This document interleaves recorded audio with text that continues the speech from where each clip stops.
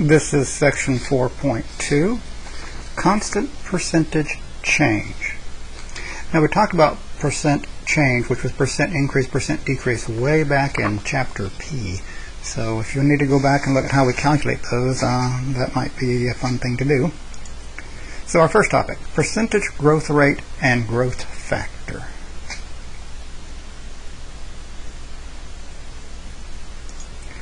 Okay, this is something that we've already encountered and given a formula for.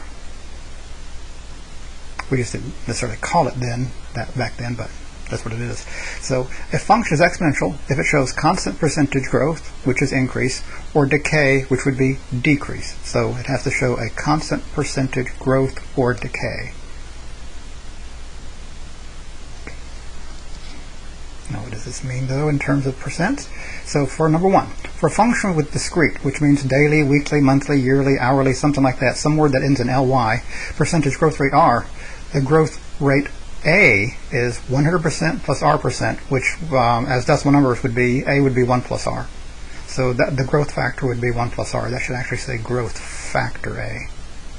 For number two, for a function with discrete, again, that's daily, weekly, monthly, yearly, one of those ly words, that has percentage decay rate r, then the growth rate, that should say growth factor, is 100% minus r%, or as a decimal number, a is equal to 1 minus r. So remember, a was the growth factor, or decay factor, if it was actually decaying.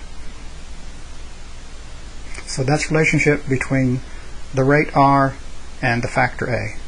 It's either 1 plus r or 1 minus r. You do plus for increase, minus for decrease. We've actually seen that before.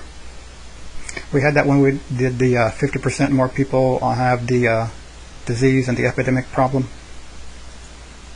Some examples. Number one says $2,500 is invested into an account that pays 4.55% interest per year. Find the following. In part A function a of t that gives the amount of money at the end of t years. Question B, how much the account is worth at the end of 7 years. Round or final answer the nearest whole cent. Remember, whole cent is 2 decimal places. Question C, the graph of a of t from t equals 0 to t equals 15. Use an appropriate window. And question D, in how many years will the account be worth $5,000? Round or final answer to the nearest tenth of a year.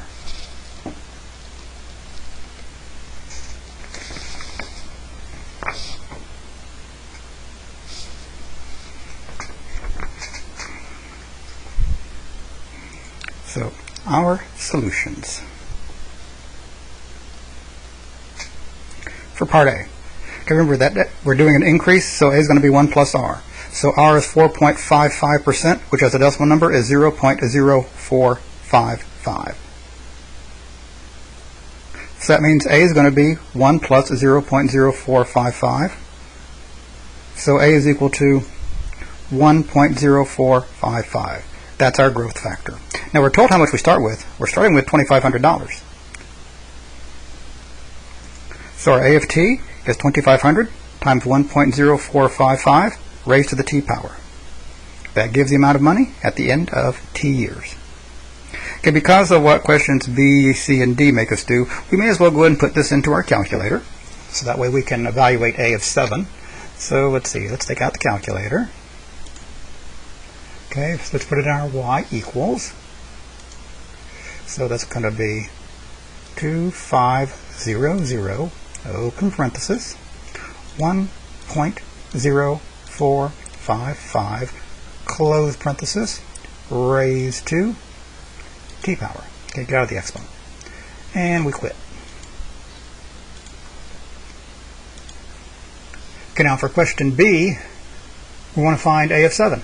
So again, I've already put A of t into y1, so I'm going to evaluate y1 of 7. So if I do that, vars, y vars, enter, enter, and in parentheses put your 7.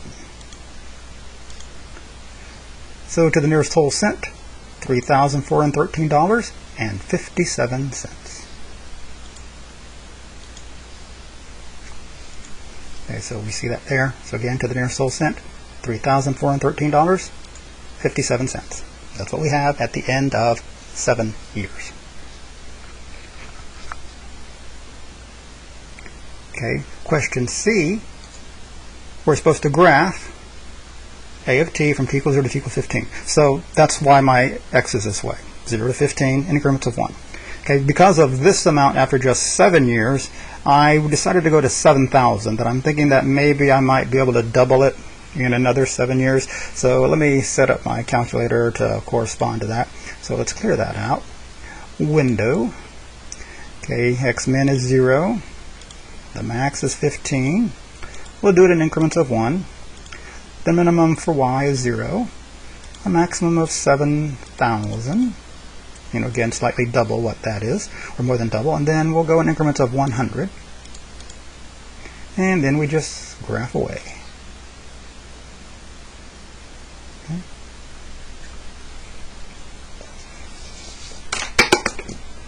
Oops, I dropped something if you heard some clanging. So to get caught up in our slide here. So again, there's our graph. It should look like what we just did. Now notice, it doesn't look exactly exponential, but it's fine. It does do what the directions said. If we had slightly more of it or different scales, we might actually see some true exponential growth going on with it. Because notice it almost looks like a straight line. Now, question D. I want to find out when I've got $5,000. So I'm going to put 5,000 into Y2 and find out where the two graphs intersect. So we're going to be doing the crossing graphs method again. So let's take out the calculator, go to our Y equal. Okay, and we're wanting $5,000. So let's find out where they intersect. So that's second, calc, choice 5. Okay, now notice it looks like it's somewhere off the screen here. So Y1 is correct, Y2 is correct. Use 7.5 as a guess, sure, why not? And notice I couldn't find it. And that's because, remember, it was slightly off the graph. So I'm going to have to change my window. Now again, going back to the graph, it was just it looked like where they were intersecting was, oh, I got to quit that first, don't I? Looks like where they were intersecting was just a little bit to the right there. So I'm just going to add 20 to my y value.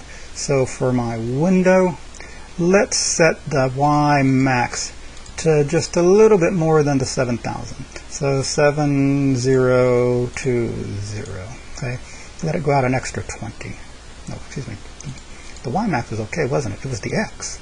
It was the x that didn't go out far enough. So let me take it out to 20. Okay, and now let's do second calc. Find out where they intersect. Okay, again, there's the one that shows our A of t.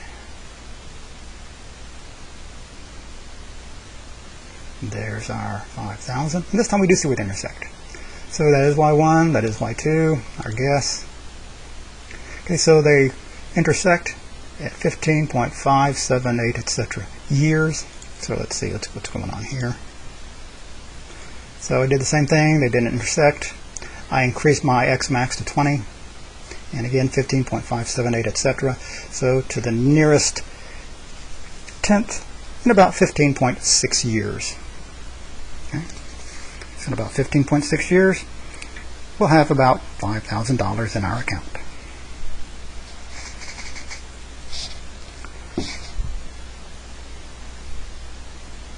Question 2.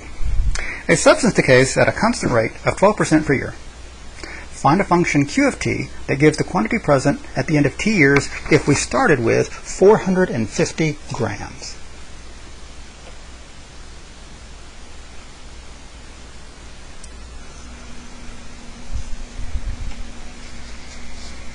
So we're decaying. So our solution. So our A is going to be 1 minus r, and r is 12%, which is 0.12. So A is going to be 1 minus 0.12, which is 0.88. So there's our decay factor. We're given what we started with. We started with 450. So we have everything we need in order to get Q of t.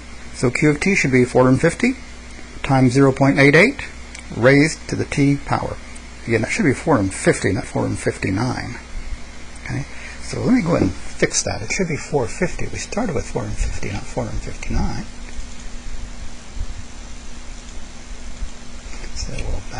up 450.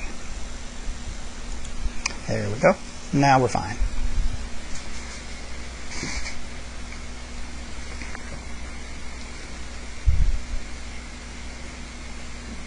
Okay, question. Oh, excuse me. Now, our next topic here: percentage change and unit conversion.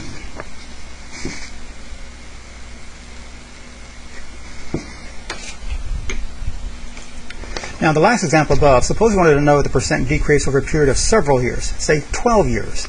How could we find that? What would be the percent decrease over a longer period of time? Because we know the amounts, so how can we go about finding that without a whole lot of trouble? So we would do that like we did back in section 4.1. Okay? So we would find the decay factor and then raise it to the 12th power. That's all we need to do. Find the decay factor, raise it to the 12th power. If we were doing it for 15 years, raise it to the 15th power. If we're doing it in half a year, raise it to the 1/2 power. Okay, so some examples. Susie has invested $1,000 in an account that pays a constant rate of 3.55% per year. What will the percent increase be over a period of 5 years? Round your final answer to the nearest hundredth of a percent.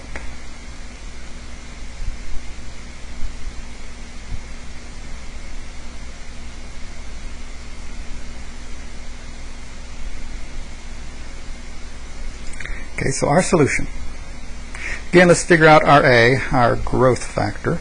So A is going to be 1 plus R because we're increasing, and R is 3.55%, which has a decimal, is 0.0355. So A is going to be 1 plus 0.0355. So A is equal to 1.0355.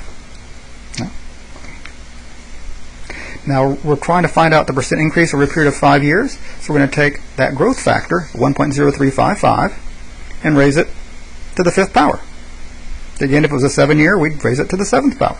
So 1.0355 raised to the 5th power. Okay, we're going to get about 1.190557886 and so on. Okay. Remember, that's actually the growth factor. We've got to get back to our percent. So to find R, we subtract 1 from it, because remember, A is equal to 1 plus R. So if you subtract 1 from both sides, you have A minus 1 is R. So remember, this is our new A, that 1.19 thing. So R is going to be 1.19055, etc., minus 1. So we get 0.190557886. Remember, that's a decimal number. To get a percent, simply multiply that by 100. And we're going to the nearest hundredth. So if we multiply that by 100, we'll have 19.0557, so to the nearest hundredth of a percent, 19.06%. Again, remember, that's a decimal number, multiplied by 100, so that puts the decimal point here after the 19, so the 055 goes to the 06. Okay.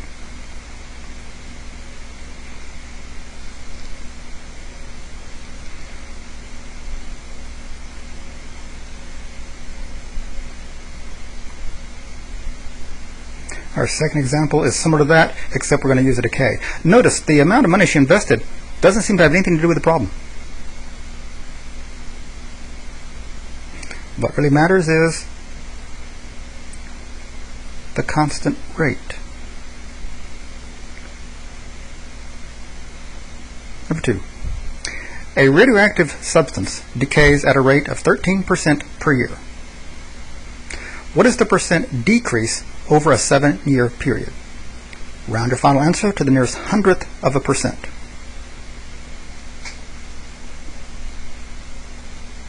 So this is like the previous example, except this time we're decaying, we're decreasing instead of increasing.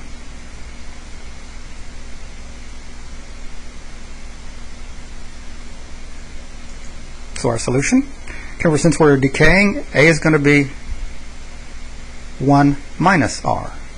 And R is 13%, which is 0.13. So A is equal to 1 minus 0.13. Doing the subtraction, we get A is equal to 0.87. Okay, now we're wanting to know what is the percent decrease over a 7-year period. So we're going to take that 0.87 to the 7th power. When we do that, we get about 0.377255. Remember, that's A. We got to go back and find R. Remember, in this situation, A was equal to 1 minus R. So I want to get R by itself. So I added R to both sides. Right? I added R to both sides and have A plus R is equal to 1. Now, to solve for R, subtract the A. R is equal to 1 minus A. Remember, in example 1, it was A minus 1. This time it's 1 minus A. They just switch around between increase, decrease, just like that did as well. 1 plus versus 1 minus. So our A is 0.377255, so 1 minus 0.377255, we get 0.622754. Remember, that's a decimal. That's a decimal. To get it to a percent, remember, multiply by 100. We're going to round to the nearest hundredth. So if I multiply by 100, I'll have 62.2754 to the nearest hundredth of a percent. That would be 62.28%.